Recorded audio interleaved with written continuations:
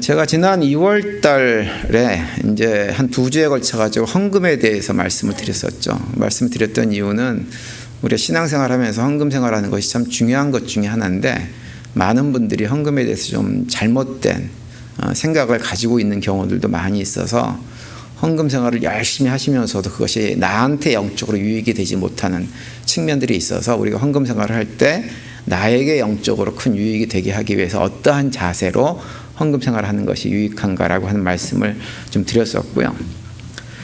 그리고 지난 3월 달에는 이제 사순절 기간을 맞이해 가지고 우리들이 가지고 있는 예수님에 대한 기본적인 인식에 대해서 그건 역시 좀 왜곡되어 있고 잘못되어 있는 부분들이 있기 때문에 좀 생각을 해봤습니다. 특별히 우리가 이제 예수님을 부를 때 언급하고 있는 주님이라는 표현이나 그리스도라는 표현이나 또 나사렛 예수라고 하는 이런 의미들, 그 의미들이 무엇인지를 좀 살펴보면서, 특별히 우리가 예수님을 주님이라고 이렇게 부르는 경우가 많이 있지만 참된 의미에서 주님이라고 부르지를 못해서, 그 주님이라고 우리가 부를 때 그것이 어떤 의미를 가지고 있는지에 대해서 말씀을 좀 드렸었습니다. 그런데 이제 우리가 신앙생활을 하면서 이 헌금이나 예수님에 관한 고백에 관해서만 우리가 좀 왜곡된 잘못된 어떤 인식을 가지고 있는 것이 아니고요, 하나님에 대해서도 우리가 조금 잘못된 생각을, 좀 왜곡된 생각을 가지고 있는 경우가 덜어 있습니다. 근데 이제 문제는 헌금이나 예수님에 대한 것뿐만 아니라 하나님에 대한 것도 우리가 좀 생각을 왜곡되게 가지고 있으면, 문제는 우리 신앙생활 전반에 거쳐서 신앙생활이 좀 잘못된 방향으로 갈 가능성이 굉장히 많아진다고 하는 거예요. 그래서 우리가 신앙생활을 하면서 하나님이 어떠한 분이신가, 누구신가라고 하는 것을 정확하게 알고 있는 것이 굉장히 중요합니다. 그래서 앞으로 이제 다음 주까지, 그리고 한국 갔다 와서도 한 주 정도 더 해가지고 또 하나님에 대해서 좀 말씀을 드리려고 하는데요. 먼저 구약 호세아 6장 3절에 보시면 이렇게 말씀합니다. 그러므로 우리가 여호와를 알자, 힘써 여호와를 알자. 그의 나타나심은 새벽빛같이 어김이 없나니 비와 같이 땅을 적시는 늦은 비와 같이 우리에게 임하시리라 하니라. 이렇게 말씀을 하고 있습니다. 이 말씀은 이제 호세아서는 이제 북왕국 이스라엘 백성들을 향해 선포된 하나님의 말씀인데요. 당시 북왕국 이스라엘이 하나님께 아주 화려하게 멋있게 하나님께 제사는 열심히 드렸던 나라입니다. 그런데 문제는 뭐냐 하면 그 제사가 하나님께서 기뻐 받으시는 제사가 아닌 굉장히 왜곡된, 하나님을 제대로 모르고 자기들 마음대로 드리는 제사가 됐어요. 그래서 하나님께서 하시는 말씀이 뭐냐면, 여호와를 좀 알아라. 아는데 그냥 대충 알지 말고 힘써서 여호와를 알려고 먼저 애를 써라. 이렇게 말씀을 하고 있는 거예요. 그러면서 이제 6절에 가면 이렇게 말씀합니다. 나는 인애를 원하고 제사를 원하지 아니하며 번제보다 하나님 아는 것을 원하노라. 이렇게 말씀을 하세요. 제사 드리는 거 중요한 일이지만 그거보다도 더 중요한 건 뭐냐면, 너희들이 나를 정확하게 알아서 내가 어떠한 존재인지, 내가 인애를 원하고 사랑을 원하고 하는 이런 존재란 사실을 먼저 너희들이 깨달아 알았으면 좋겠다라고 말씀을 하고 있는 것입니다. 그래서 하나님께서 우리에게 원하시는 것은 우리가 하나님을 정확하게 아는 거예요. 우리가 요즘 성경 통독도 하고 있지만 성경 통독을 하는 이유는 한 가지예요. 성경 통독을 통해 가지고 내가 성경 통독을 몇 번 했다라고 하는 것이 중요한 것이 아니고, 성경을 통독하면서 성경 안에서 하나님의 자신을 우리에게 드러내 보여주고 계시는데, 그 드러내 보여주고 계신 하나님이 누구신지를 깨달아 알기 위해서 성경을 통독하는 것입니다. 인류 역사를 통해서, 이스라엘 역사를 통해서, 신약시대 예수님의 사역을 통해서, 그 이후에 되어진 모든 기독교 역사를 통해 가지고 하나님께서 우리를 이렇게 계시해 주셨을 때, 그 계시해 주신 하나님, 그분이 누구인지를 알기 위해서 성경을 우리가 읽는 것입니다. 그래서 이제 하나님을 알기 위해서 여러 가지 방법이 있지만, 제가 앞으로 석 주 동안 좀 다룰 내용은, 성경에 보면 어떤 표현들이 있냐면 하나님을 아주 직접적으로 표현하고 있는 표현들이 있어요. 하나님은 이러한 분이시다. 그 가운데 한 본문이 오늘 우리가 읽은 본문인데, 본문 가운데 24절에서 그 말씀을 합니다. 24절 보시면, 하나님은 영이시니 예배하는 자가 영과 진리로 예배할지니라. 이렇게 말씀하세요. 하나님은 영이시다라고 하는 거예요. 이게 굉장히 중요합니다. 이 말씀은 예수님께서 사마리아 지역의 수가성이라고 하는 성이 있는데 그 성에 가셨을 때 만난 어떤 여자에게 하신 말씀이에요. 그런데 이 말씀의 배경을 우리가 조금은 다시 한번 좀 확인하고 넘어가야 됩니다. 예수님이 공생애를 사셨던 이 가나안 지역은요, 지형적으로 보면 크게 세 지역으로 나누어집니다. 북쪽 지역을 우리가 흔히 갈릴리 지역이다 이렇게 얘기를 하고요. 중부 지방을 사마리아 지방이다 이렇게 얘기를 해요. 그리고 남부를 유대 지역이다 이렇게 얘기를 합니다. 그런데 그 세 지역 가운데 순수 유대인 혈통을 가지고 있었던 사람들이 살았던 지역은 어디냐면 북쪽 갈릴리 지역과 남쪽 유대 지역에 주로 순수 혈통을 가진 유대인들이 살고 있었어요. 그리고 중간에 있는 사마리아 지역은 어떤 사람들이 살았냐면 유대인과 이방인의 피가 섞인 혼혈 유대인들이 그 지역에 살고 있었습니다. 왜 그 지역에 혼혈 유대인들이 살게 되었느냐? 구약 역사로 좀 거슬러 올라가야 돼요. 그 중부 지역은 구약 시대에 어느 나라가 그러니까 나라를 이루고 살았냐면 북왕국 이스라엘이 나라를 이루고 살았어요. 그런데 북왕국 이스라엘이 아수르라고 하는 나라에 멸망을 당합니다. 근데 아수르란 나라는 어느 민족을 정복을 하면 그 정복한 민족을 말살하는 것을 기본 원칙으로 가지고 있었던 민족이에요. 그러다 보니까는 그 북왕국 지역에 이스라엘 지역에 살고 있던 대부분의 유대인들을 다 끌어다가 다른 지역으로 다른 나라로 다 추방을 시켜버렸어요. 그리고 사마리아 지역에는 이방 민족을 대거 그곳에다가 투입을 합니다. 그래가지고 그곳에 남아있던 유대인과 이방 민족이 자연스럽게 혼혈이 되도록 만들어 버린 것입니다. 그러다 보니까 그때 이후부터 사마리아 지역에는 순수 유대인이 아니라 혈통이 섞여 있는 혼혈 민족인 유대인이 그 자리에서 살고 있었고 그때부터 이미 순수 유대인 혈통을 가지고 있었던 사람들은 그 사마리아 사람들과 상종을 하지 않는 그런 모습들을 보여주기 시작합니다. 근데 그랬던 상황이 언제까지 계속되느냐? 예수님이 이 땅에 오셔가지고 공생애에서 사셨던 그 시대까지도 계속 그것이 유지가 돼 있었어요. 그래서 이것이 이제 특별히 사마리아 지역 사람들은 자신들이 이 순수 유대인 혈통을 가진 사람들에게 이렇게 좀 무시를 당한다고 하는 그것 때문에 혹시라도 누가 자기네 지역을 지나가는데 가만 보니까 순수 유대인 혈통을 가진 북쪽 지역 사람이면 막 돌 던지고 막 욕하고 너희들이 왜 여기 오느냐고 막 야단치고 막 이런 일들도 벌어지고 그랬습니다. 이제 그러다 보니까 어떻게 했냐면 북쪽 지역 갈릴리 지역에 사는 사람들이 이 남쪽에 있는 유대 예루살렘에 와서 예배를 드리려고 하면 어떻게 하냐면 사마리아 지역을 피해 가지고 동쪽으로 이동을 해 가지고는 요단강을 건너서 쭉 내려왔다가 다시 요단강을 건너서 예루살렘 지역으로 오는 이런 번거로움을 기꺼이 감수했습니다. 그러니까 그런 번거로움을 감수할 정도로 사마리아 지역 사람들하고 순수 유대인 혈통을 가진 사람들하고 갈등 관계가 굉장히 심했습니다. 그런데 예수님께서 유대 지역에 계시다가 갈릴리 지역으로 올라가시면서 예수님은 어떻게 하셨냐면 요단강을 건너서 동쪽으로 돌아가신 것이 아니라 사마리아 지역을 관통해서 올라가신 거예요. 올라가시다가 수가성이라고 하는 동네에서 한 여인을 만나가지고 말을 건넵니다. 이 예수님의 행동이 굉장히 당시로서는 이례적인 행동이에요. 흔하지 않은 행동입니다. 그래서 요한복음 4장 9절에 보면 이런 내용이 언급되고 있죠. 사마리아 여자가 이르되 당신은 유대인으로서 어찌하여 사마리아 여자인 나에게 물을 달라 하나이까 하니 이는 유대인이 사마리아인과 상종하지 아니함이라 이렇게 말씀을 하고 있어요. 예수님을 딱 보니까 유대인이에요.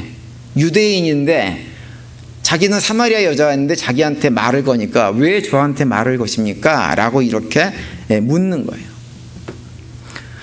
근데 이제 예수님께서 말을 건넨 이 여자는 사실은 굉장히 과거가 복잡한 여자입니다.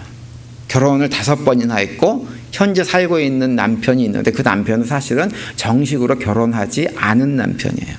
그래서 이 사람들이 보기에 좀 창피하니까 이 여자가 어떻게 했냐면 사람들이 보통 일반적으로는 우물에 물을 기르러 올 때는 해가 이렇게 뜨겁지 않은 아침 일찍이나 저녁 늦게 사람들이 와서 우물에서 물을 길어서 가는데 이 여자는 어떻게 했냐면 남들 보기 부끄러우니까 낮 12시 정오 햇빛이 가장 뜨거울 때 거기 와가지고 물을 길러 나온 거예요. 그러다가 누굴 만나냐면 예수님을 만난 것입니다.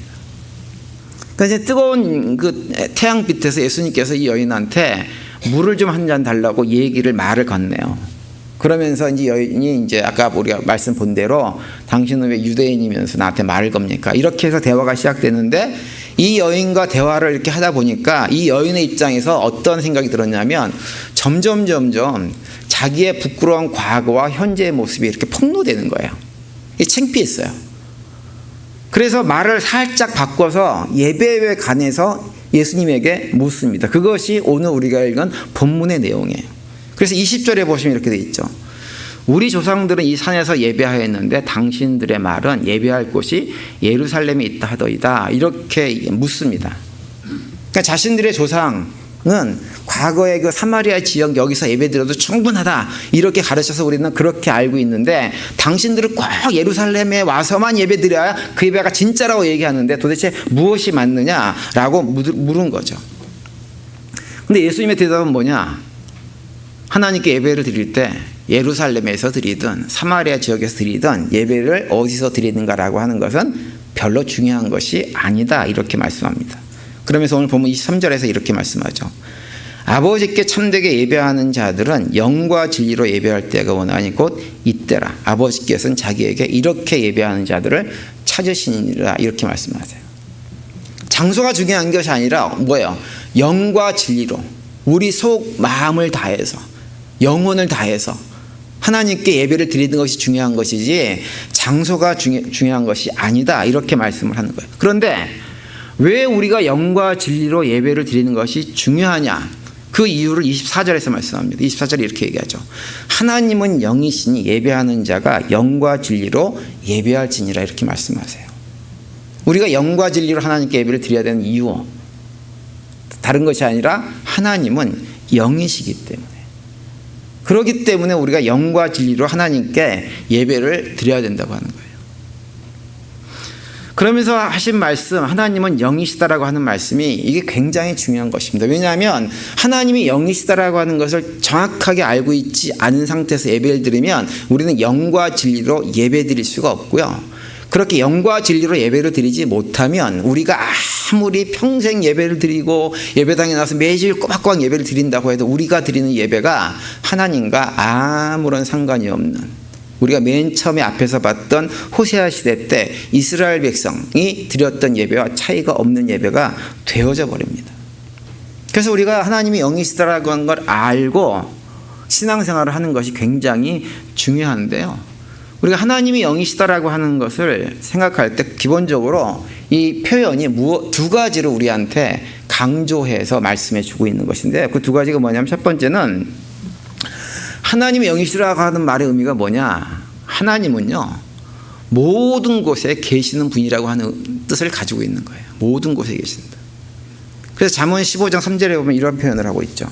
여호와의 눈은 어디서든지 악인과 선인을 감찰하시느니라. 이렇게 말씀하세요. 여기서 중요한 말씀은 뭐냐면 어디서든지라고 하는 표현이에요.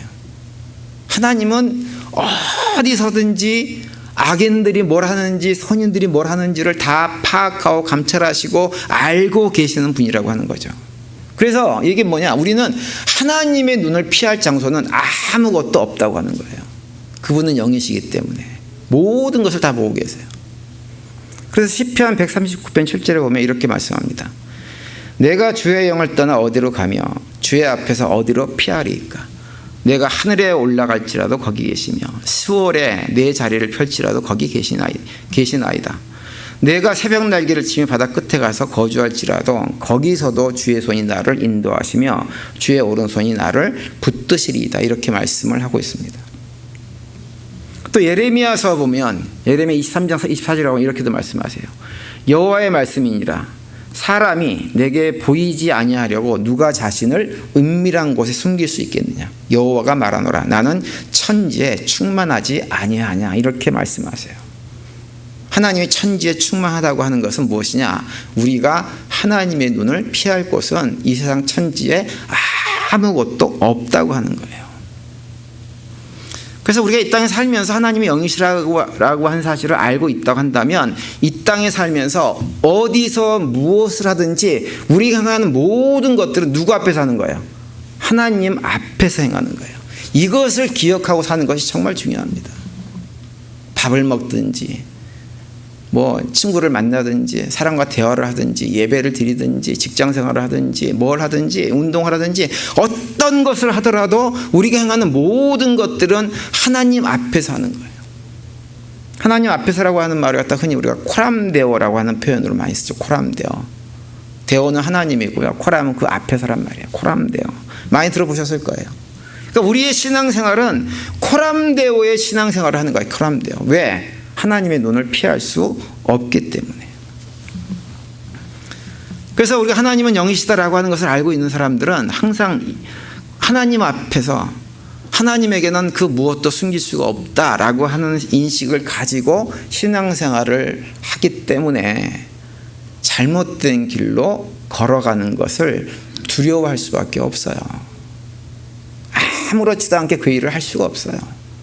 하나님 앞에서 거짓말할 수 없죠. 하나님 앞에서 누구한테 심한 말 할 수 없죠. 하나님 앞에서 내 욕심만 채릴 수 없죠. 왜요? 하나님이 다 보고 계시니까. 하나님 앞에서 우상 숭배할 수 없습니다. 하나님 앞에서 하나님께서 원하지 않는 것들을 아무렇지도 않게 믿음의 성도들은 할 수가 없는 거예요.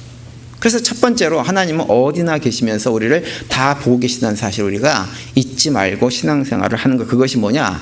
하나님은 영이심을 깨달아 알고 신앙생활하는 성도들의 모습입니다. 두 번째로 하나님의 영이시라고 하는 말씀은 우리에게 또 어떤 의미를 가져다 주냐면요. 하나님은 기본적으로 보이지 않는 분이라고 하는 것을 강조해 주고 있는 거예요. 우리 교회 성도님들 가운데는 그런 분들이 안 계시겠지만 어떤 분들은 그런 얘기를 합니다. 좀 배우신 분들 가운데 그런 얘기를 하신 분들이 덜어 있어요. 하나님 계셔? 계시면 나한테 보여줘봐. 내가 하나님이 보여지면 믿을게. 나는 하나님이 존재하는 것 자체를 본 적이 없기 때문에 내가 믿을 수가 없어. 그렇게 얘기를 하시는 분들이 이따금 있으세요. 근데 이게 참 어리석은 얘기인 것이 뭐냐면 여러분 우리가 살면서 꼭 눈에 보이는 것만 믿습니까? 보이지 않는 것도 믿고 있는 것이 굉장히 많이 있어요. 여러분 그거 아세요? 이 방 안에 지금 눈에 보이지 않지만 무선 전파로 가득 차 있는 거 아세요? 무선 전파로? 차 있어요? 안 차 있어요? 차 있어요. 무선 전파로. 어떻게 알 수 있어요? 전화기를 보면 알 수 있잖아요. 무선 전파로 가득 차 있으니까 뭐가 돼요? 핸드폰을 사용할 수가 있는 거예요. 그러니까 보이지 않는다고 존재하지 않는다라는 얘기를 할 수가 없는 거예요. 그래서 보이지 않는다고 해서 안 믿겠다고 하는 분들은 꼭 어떤 생각이냐면 본인은 굉장히 똑똑해서 하는 얘기 같지만 사실은 2-3살 먹은 어린애와 똑같은 말을 하고 있는 거예요. 여러분 그거 아십니까? 집에서 아이들을 이제 아마 그런 경험이 있을 텐데 아이들 키우다 보면 1살 내지 2살 먹은 아이들이 굉장히 좋아하는 놀이가 하나 있습니다. 뭔지 아세요? 그거 하면 애들이 막 까르르 웃습니다. 좋아가지고. 뭔지 아세요?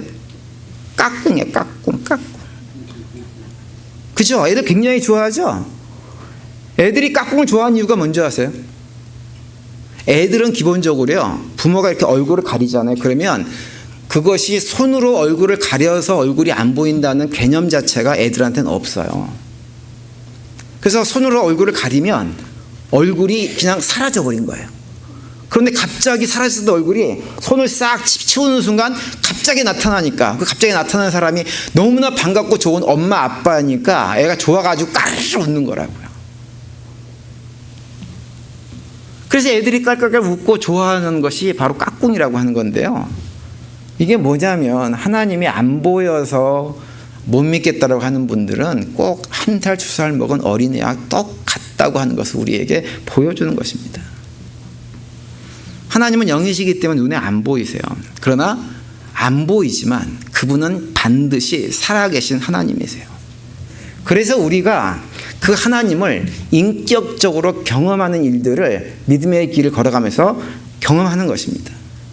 마치 앞에서 말씀드린 대로 우리가 스마트폰을 보면 전파가 있구나라고 하는 것을 확인할 수 있는 것처럼 하나님 보이지 않지만 하나님은 여러 가지 방식을 통해 가지고 다양한 방식으로 하나님께서 살아계시다고 하는 것을 우리의 믿음의 여정을 걸어갈 때 확인시켜 줍니다. 그래서 많은 사람들이 어떤 고백을 하냐면 내가 하나님을 만났다 이런 고백을 하는 거예요. 그래서 우리가 살면서 어떤 경험을 하냐면 이건 정말 하나님이 아니시고서는 할 수가 없는 일인데 라는 느낌을 받는 일들을 경험을 합니다. 제가 뉴욕에서부터 목회를 해서 지금 이제 저희 교회가 4번째 교회군요. 뉴욕에서 부목사였죠. 아틀란타에서 자비랑 선교사역을 하면서 잠깐 교회를 섬긴 적이 있었고 알라바마 그리고 저희가 4번째인데요. 이 교회를 옮겨오는 과정 속에서 제가 고백할 수 있는 건 뭐냐면 정말 이건 하나님께서 하셨다라고 말할 수밖에 없는 일들을 우리 계속해서 경험하면서 여기까지 왔어요. 특별히 여기 올 때는요. 정말 이건 하나님께서 하시지 않고서는 일어날 수 없는 일이다라는 느낌을 갖는 일들이 참 많이 있었습니다. 근데 저만 그런 경험을 하느냐? 아니잖아요. 그죠?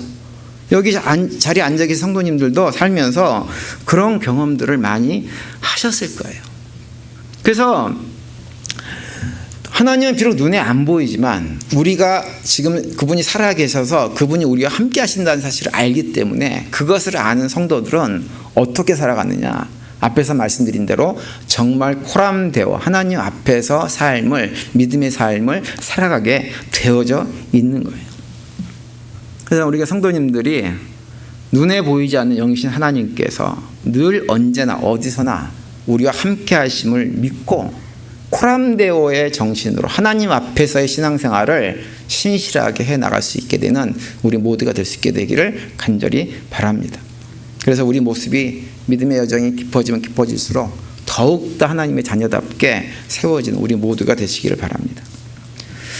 그런데 이제 코람데오 정신, 하나님 앞에서 정신으로 산다고 하는 것이 구체적으로 뭘까? 한 2가지만 말씀을 드리려고 하는데요. 첫 번째 뭐냐 하면 코람데오 정신, 하나님 앞에서 사는 사람들은요. 겉으로 보이는 것에 집중하지 않습니다. 특별히 하나님께 예배드릴 때 자꾸 겉으로 보이는 것에 마음을 두고 그것을 치장하고 그걸 드러내고 하는 것에 관심을 두지를 않아요. 여러분, 그래서 그런 분들은 무엇에 관심이 있냐면 내가 하나님께 예배드리러 왔는데 혹시라도 내가 드리는 예배가 하나님에게 상달되지 않고 하나님께서 받지 않는 예배가 되는 것을 그러니까 그런 예배가 되지 않는 예배, 받아주지 않는 예배가 되는 것을 만드는 어떤 요소들, 이런 것들을 삶의 자리에서 제거하려고 합니다. 할 수만 있으면. 여러분, 신앙생활을 할 때, 특별히 예배 드릴 때요, 교회당 주일에 오시면서 우리가 꼭 가져와야 될 것은 무엇이고 가져오지 말아야 될 것은 무엇인지를 점검해 보셔야 돼요. 그래서 우리가 가져오지 말아야 될 것을 여기에 가지고 들어오면 우리의 예배는 아무런 의미가 없습니다. 그리고 정말 가져와야 될 것을 가져오지 않으면요, 우리의 예배가 의미가 없는 건 아니지만 굉장히 메마르고요, 은혜가 없는 예배가 될 수밖에 없게 되어집니다. 여러분, 우리가 예배를 드릴 때 하나님께서 예배를 기뻐 받으시게 하기 위해서 성경에 보면 꼭 가져와야 되는 2가지가 있어요. 혹시 그게 뭔지 아세요? 꼭 가져와야 되는 2가지가 있어요. 성경하고 찬송가인가요? 그건 요즘 가져올 필요가 없어요. 왜냐하면 다 싸주잖아요. 다 싸주기 때문에 그럼에도 불구하고 성경책은 꼭 가져와야 된다, 찬송을 가져와야 된다라고 주장하는 분들도 있지만 그런 분들은 가져오세요. 괜찮아요. 근데 그게 가장 중요한 것은 아니에요. 성경 찬송보다 더 중요한 거 있어요. 뭐예요? 헌금인가요? 아니에요. 헌금도 아니에요. 물론 헌금도 중요하긴 한데 그거 아니에요. 성경에서 하나님께서 우리가 예배드리러 올 때 꼭 가져오라고 말씀하시는 2가지를 말씀드린 한 가지는 뭐냐 하면 회개하는 마음이에요. 그리고 또 한 가지는 감사하는 마음이에요. 구약에 보면 그 얘기를 우리한테 말씀을 해주고 있어요. 시편 51편 11절에 보시면 이렇게 말씀합니다. 하나님께서 구하시는 제사는 상한 심령이라. 하나님이여 상하고 통회하는 마음을 주께서 멸시하지 아니하시리이다. 이렇게 말씀하세요. 하나님께서 원하시는 제사, 예배는 무엇이냐? 상한 심령, 뭐예요? 다시 말하면 회개하는 마음이라고 하는 거예요. 하나님은 우리가 회개하는 마음으로 하나님 앞에 나가기를 원해요. 왜요? 여러분 지난 일주일 동안 살면서 마음으로 손들어 보세요. 나는 조금의 죄도 짓지 않고 살아왔어 라고 자신 있게 얘기할 수 있는 분이 누가 있으세요? 혹시라도 손을 드신 분이 계시면 그분은 죄가 무엇인지를 몰라서 손 든 거예요. 그럴 가능성이 많아요. 우리는 아무도 지난 한 주일 동안 살면서요, 죄를 짓지 않고 내가 스스로 하나님 자리에 앉아서 마치 내 인생이 나의 것이라도 되는 것처럼 내가 주인 행세하고 내가 하나님 자리에 앉아가지고 다른 사람 누군가를 판단하고 평가하고 비판하고 정죄하는 일을 하지 않은, 조금도 하지 않은 사람은 단 한 명도 존재하지 않아요. 내 인생의 미래가 마치 내 손에 달린 것처럼 그것만, 내 노력만 붙들고 살아가는 삶, 우리 대부분 그러고 살아가요. 사실은 그렇게 살아가면 안 되는 줄 알면서도 안 되는 줄은 아는데 그렇게 살 수밖에 없는 것이 연약한 우리들이잖아요.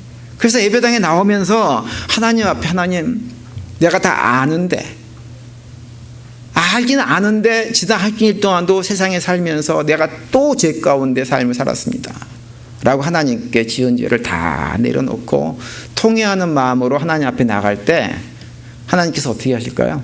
우리의 예배를 기쁨으로 받아주신다고 하는 거예요. 그리고 또 한 가지는 뭐냐? 또 한 가지, 감사하는 마음. 시편 50편 23절에 보면 이렇게 말씀하세요. 감사로 제사를 드리는 자가 나를 영화롭게 한다, 이렇게 말씀하세요. 여러분, 우리가 예배를 드릴 때 목적이 뭐예요? 하나님을 영화롭게 하는 거 아니에요? 그죠? 하나님을 영화롭게 하기 위해서 예배를 드리는데 하나님께서 말씀하시기를 무엇이 나를 영화롭게 하는 것이냐? 나에게 감사하는 거. 감사하는 마음을 가지고 예배 드리는 자들, 그때 내가 영화롭게 된다고 하는 거예요. 지난 일주일 동안 삶을 돌아보면서 여러분, 우리가 살아가는 사회 보세요. 온갖 사고 사건들이 일어나지 않아요? 사실은요, 우리가 그 수많은 사건 사고 속에서 아무런 것도 경험하지 않고 이 자리에 나올 수 있다고 하는 것 자체가 기적입니다. 그게 기적이에요. 그러니 우리가 뭐 해야 돼요? 하나님께 감사할 수밖에 없는 거예요. 여러분, 그래서 우리가 하나님께 회개하는 마음과 감사하는 마음을 가지고 하나님께 예배를 드리려면요, 해야 될 것이 있어요. 뭐냐 하면 예배 시간에 조금 일찍 오시는 거예요. 한 10분 정도 먼저.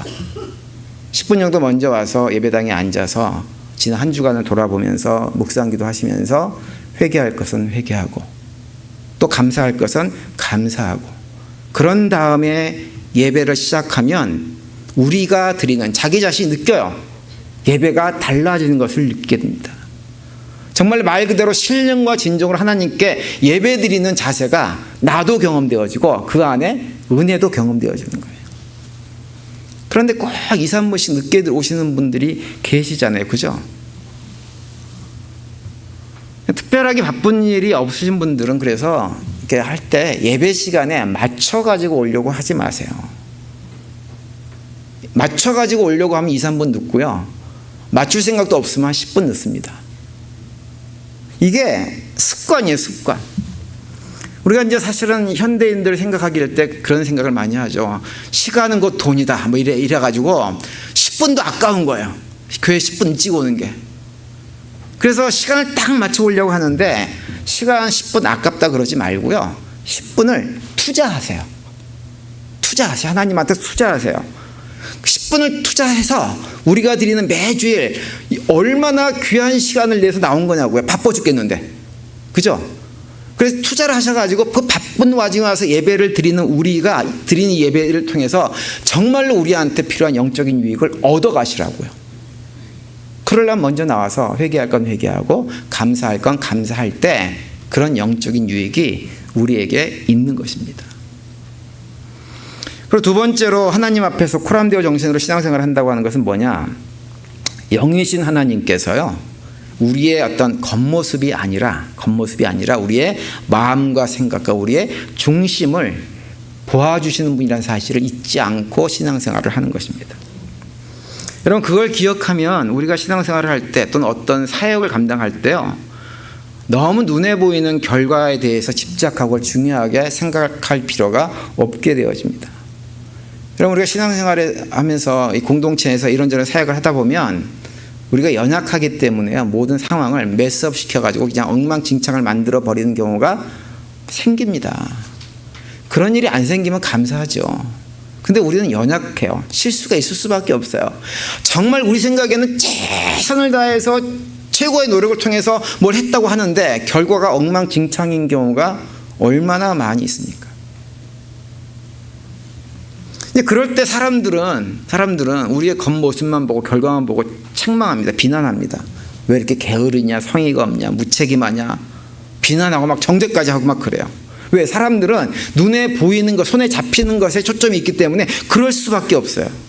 그런데 그럴 때 하나님께서 우리를 바라보시는 건 뭐냐면 우리의 마음의 중심이라고 하는 거예요. 눈에 보이지 않는, 결과로 드러나지 않는 그런 과정까지 갈 때 우리의 헌신과 노력, 눈물과 땀방울과 이런 것들을 하나님께서 봐주시는 분이세요. 은밀하게. 그래서 마태복음 6장 6절에 보면 이런 말씀을 해주고 있죠. 너는 기도할 때 내 골방에 들어가 문을 닫고 은밀한 중에 계신 내 아버지께 기도하라. 은밀한 중에 보시는 내 아버지께서 갚으시리라 이렇게 말씀하세요. 이 말씀은 기도에 대한 말씀이기도 하지만 사실은 기도를 떠나서 우리의 모든 사역 전반, 신앙생활 전반을 얘기하는 것입니다. 하나님은 은밀한 중에 보시고 은밀한 중에 보시는 아버지께서 우리의 수고와 노력과 헌신, 눈물을 결코 외면하지 않으시는 분이라고 하는 거예요. 그걸 갚아주시는 분입니다. 그래서 우리가 코람데오 정신, 하나님 앞에서, 영이신 하나님 앞에 신앙생활을 하게 되어지면요, 어떠한 유익이 있냐면 사람들의 평가, 사람들의 인정, 사람들의 비난 이런 것이 전혀 나에게 영향을 주지를 않아요.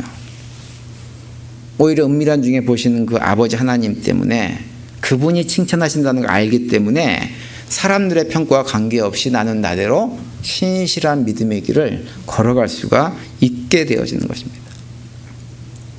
사실 외적인 것이 중요하신 분들이 계세요. 사람들한테 드러내고 내가 이렇게 해 라고 하는 것에 드러내기를 좋아하시는 분들한테는 사실은 하나님의 이런 속성이 별로 마음에 안 들 거예요. 하나님이 우리 겉모습만 봐줬으면 좋겠다는 생각을 할 거예요. 그런데 하나님은 우리의 겉모습을 보지 않으세요. 하나님은 영이시기 때문에 우리의 속을 확인하시고 칭찬하시고 격려하시고 하시는 분이세요. 그래서 정말 하나님이 그런 영이시고 우리 속을 아시는 분이라고 하는 것, 그 믿음을 가지고 계신 분들은요, 하나님이 영이시라는 사실이 얼마나 신나고 즐겁고 좋은 일인지 모릅니다. 사람들은 오해하고 잘못 얘기하고 비판하기도 하지만 하나님은 영이시기 때문에, 우리를 아시기 때문에 우리를 이해해 주시고 용납해 주시고 아무것도 아닌 일에 칭찬해 주시는 분이 우리 아버지세요. 여러분, 우리 아기들 집에서 키울 때 베이비들이 맨날 이렇게 누워 있다가 이렇게 뒤집기만 해도 부모가 어떻게 됩니까? 난리가 나죠. 난리가 납니다. 무슨 천재가 태어난 것처럼 벌써 얘가 한 달 먼저 했다고, 며칠 먼저 했다고 이래서 난리 벌써 나잖아요. 그죠? 그러다가 또 숨은 어때요? 숨을 쓴 것 때문에 또 난리예요. 매 순간. 근데 사실 그거 아무것도 아니잖아요. 근데 우리 아버지는 우리의 아무것도 아닌 성장, 변화를 놀랍게 칭찬하시는 분이 우리 아버지세요. 왜냐하면 그분이 우리를 아시고 우리 안을 돌아보시는 분이기 때문에 그렇습니다.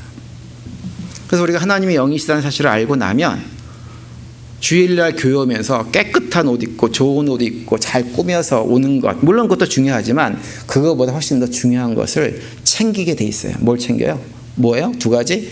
회개하는 마음과 감사하는 마음을 꼭 챙기게 되어져 있습니다. 그리고 신앙생활 하면서 믿음의 길 걸어가면서 사람들이 알아주든 알아주지 않든 상관없이 하나님께서 알아주시고 갚아주신다는 걸 다 알기 때문에 상황과 관계없이 믿음의 길을 뚜벅뚜벅 걸어갈 수가 있게 되어지는 거예요. 그러면 뭐가 좋으냐? 더 이상 사람들한테 휘둘릴 필요가 없어요. 안 휘둘려요. 뭐라 그래도 아무 상관이 없어요. 그냥 편안하게 믿음의 길을 걸어갈 수가 있게 되어집니다. 우리 모든 성도님들이 하나님의 영이시라는 사실을 꼭 기억하시면서 하나님 앞에서 믿음의 길을 걸어가시는 가운데 좀 더 자유롭고 좀 더 평안하고 좀 더 즐겁고 행복한 믿음의 생활을 할 수 있게 되기를 간절히 축원을 드립니다.